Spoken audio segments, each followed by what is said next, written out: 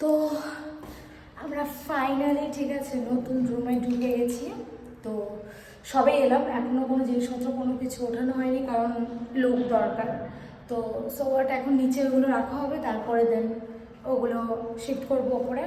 তো জাস্ট আমি তোমাদেরকে রুমগুলো দেখাচ্ছি, ঠিক আছে? জাস্ট এটা দেখো, মানে ওপেন দরজার সামনেটা। আর এই যে এখানে দরজা আছে, মানে জানলা আছে, যাই হোক। এই যে এটা হচ্ছে কিচেন, এটা হচ্ছে কিচেন। আর এটা হচ্ছে একটা ফার্স্ট রুম, যাই হোক। দেখো জাস্ট,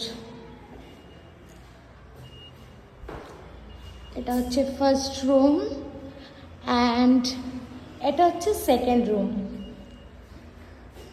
মানে যেটাই আমরা থাকবো। আর এটা দেখো কালার করতে হবে কারণ এই কালার থাকবো না আমরা।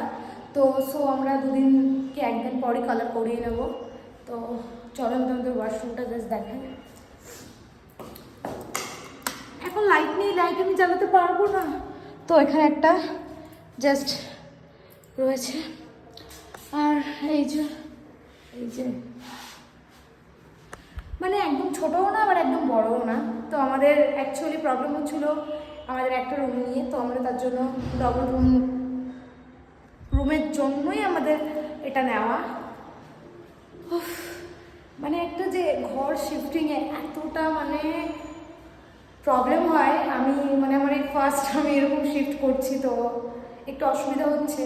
বাট আর কি, তো মিনিমাম এখন 2-3 দিন টাইম লাগবে পুরো সেট আপ।